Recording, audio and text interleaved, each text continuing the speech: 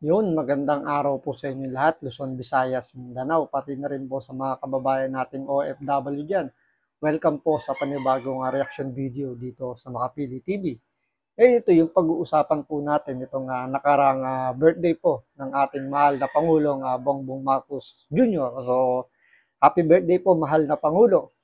So, sa nangyaring birthday party po kasi ni Pangulong Bongbong Marcos, so sinasabi surprise daw po 'yon. So hindi daw po alam ng pangulo na may nag sabihin natin may naggawa ng pa-surprise sa kanya. So may inimbitahan na sikat na group, international group. So yung Duran Duran po.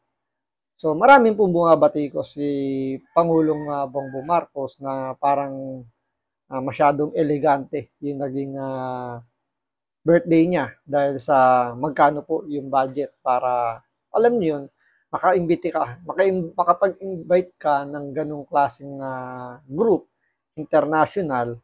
Siyempre hindi naman yan mumurahing talent fee. So malamang sa malamang dollar po yung kanilang ang kanilang bayaran diyan at hindi lang yan sabihin natin 100 million pesos. So, sinasabi nga nila dyan, nasa $100 million daw yung talent fee ng Duran Duran. So, hindi pa natin sure pero yun yung estimate nila dun sa budget ng ginawang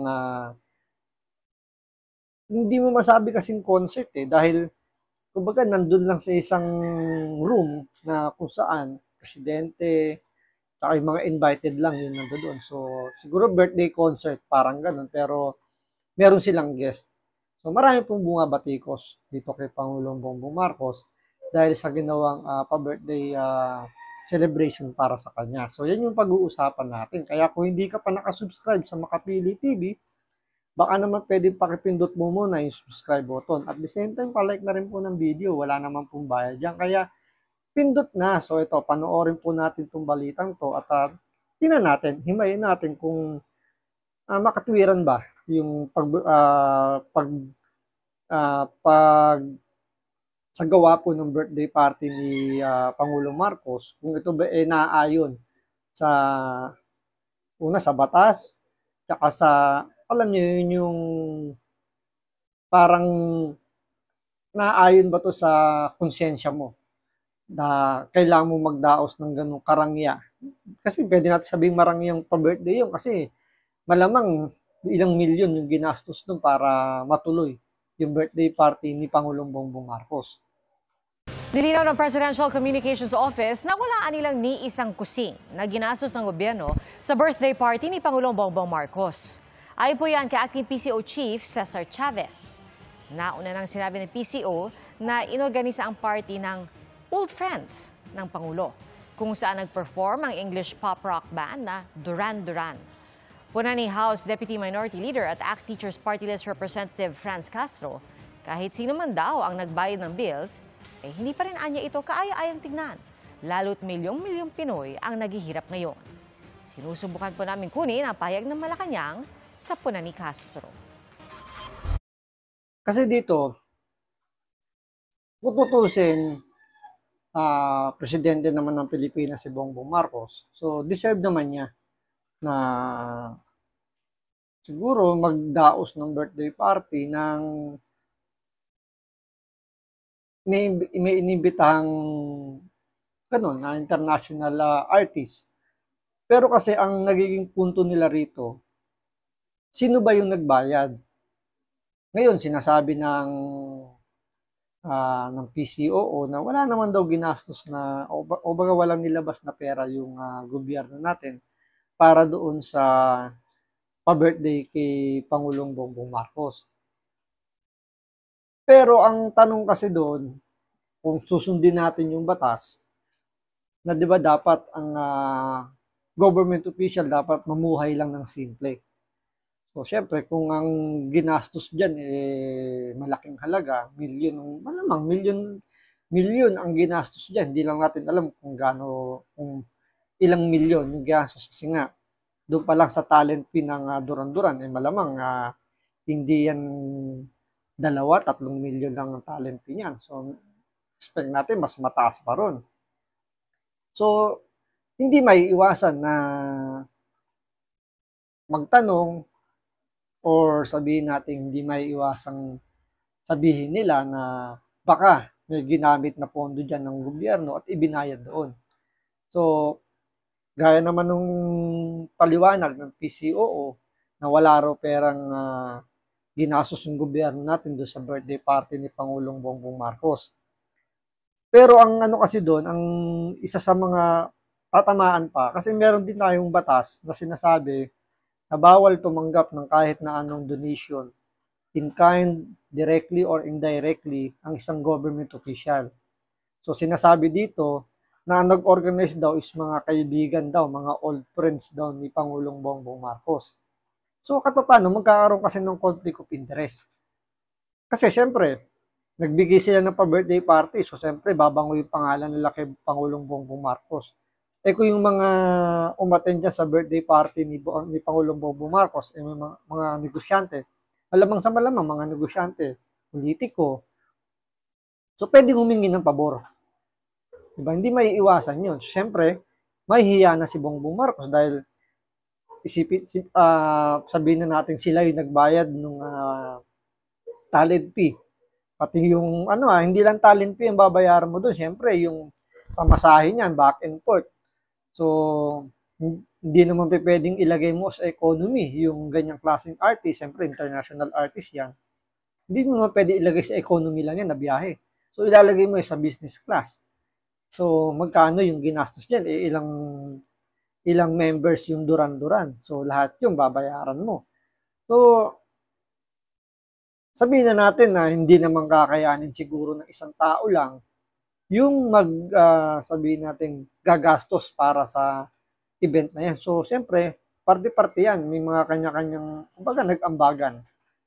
So, marami silang pwedeng humingi ng pabor para at least at paano mabawi nila yung inilabas nila pera para i-surprise daw si Pangulong Bongbong Marcos sa kanyang birthday. So parang lalabas dito, magkakaroon ng utang na loob ang presidente natin doon sa pagpa-surprise party sa kanya. So hindi mawawala yung conflict of interest na pwedeng yung mga nag-donate na yan humingi na in return sa gobyerno natin, whether project. Alam naman natin kapag humingi ng project yung mga yan, yung dinonate nila, baka yung times 3 pa yung makuha nila. So, ang ending, gobyerno pa rin ang natalo. Di ba? Nakapagpa-party-party na nga siya na hindi daw kunyari gumastos ng gobyerno, pero ang ending, kung hihingi ng project itong mga kaibigan na sinasabi natin nag-organize, nag-donate doon sa birthday party, yung makukuha nilang, makukulimbat nilang project ay mas malaki pa sa donate nila. So, sila pa rin yung nanalo. Kaya nga, kaya nga may ganong klaseng tayong batas para maiwasan yung ganyang klaseng sistema. Kaso nga lang, kumbaga, yung batas na yan, selective lang eh. So, hindi na lang nilagay na parang exempted na dyan yung presidente. So, dapat yan, ini-exercise ng lahat ng government official yan, from president hanggang sa pinakamababang posisyon. Pero ang ending, pag nasa taas ng posisyon ka, merong exemption na nakatago dun sa batas na yun. Kaya yun nga yung pinoprotesta ngayon nitong Makabayan Black na syempre, yun naman yung trabaho nila pero nakukulangan tayo eh. Diba? Nakukulangan tayo dun sa pagprotesta nila. Hindi kagaya kasi ng mga nagdaang mga administrasyon na talagang pag nagprotesta itong mga to, wagas. Pero ngayon, makikita mo, ampaw. Parang lang, yung tipong may masabi lang sila. Masabi lang na sila ay nagprotesta. Para nandun pa rin yung kanilang spirit na pagiging Makabayan Black. Pero alam yung walang kalatoy-latoy yung kanilang pagprotesta. Tulad niyan, nagprotesta itong si Franz Castro. Tama naman yung protesta niya na marami tayong naghihirap na kababayan tapos yung presidente natin ay magarbo yung naging magarbo yung pag ng birthday niya. Kasi andun pa yung nag-present pa sila ng duran-duran, siyempre pagkain pa, nag-hotel pa. So So, malaking pera yung ginastos ng gobyerno natin doon. Hindi naman natin alam kung gobyerno talaga, pero malaki yung ginastos ng mga nag-organize doon sa birthday party ni Pangulong Bongbong Marcos. Mga kapuso, patuloy na tumutok sa mga balita. Mag-subscribe sa GMA Integrated News sa YouTube. Sa mga So, tapos meron pa silang sinasabi dito. Kumbaga parang gumawa pa rito ng damage control. Ano yung naging damage control nung pa-birthday kay Pangulong Bongbong Marcos? Na alam nyo ba nag-donate si Pangulong Bongbong Marcos? Sinagot niya yung bill ng lahat ng mga naka-confine sa isang ospital. Kumbaga yung naging birthday gift niya sa sarili niya, itinulong niya. So, parang imbis na, alam niyo, mabatikos siya, yun yung pambabala niya na hindi naman siya yung gumastos dun sa birthday party na inorganize para sa kanya. Kumbaga, yung pa-birthday niya sa sarili niya, yung pantulong niya.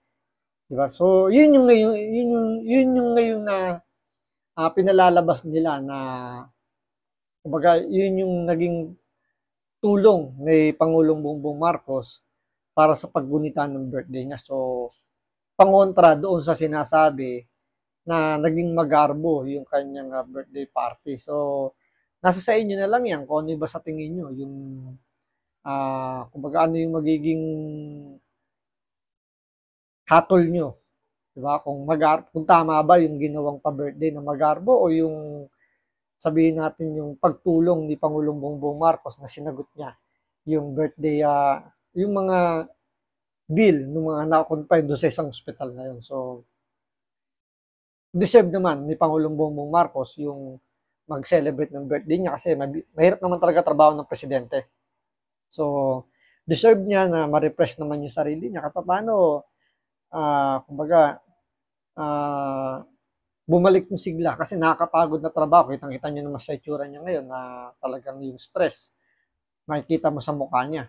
So, siguro, isa sa mga magiging therapy niya yun para at least mas mapagbuti pa niya yung kanyang trabaho. So, maraming salamat sa panonood.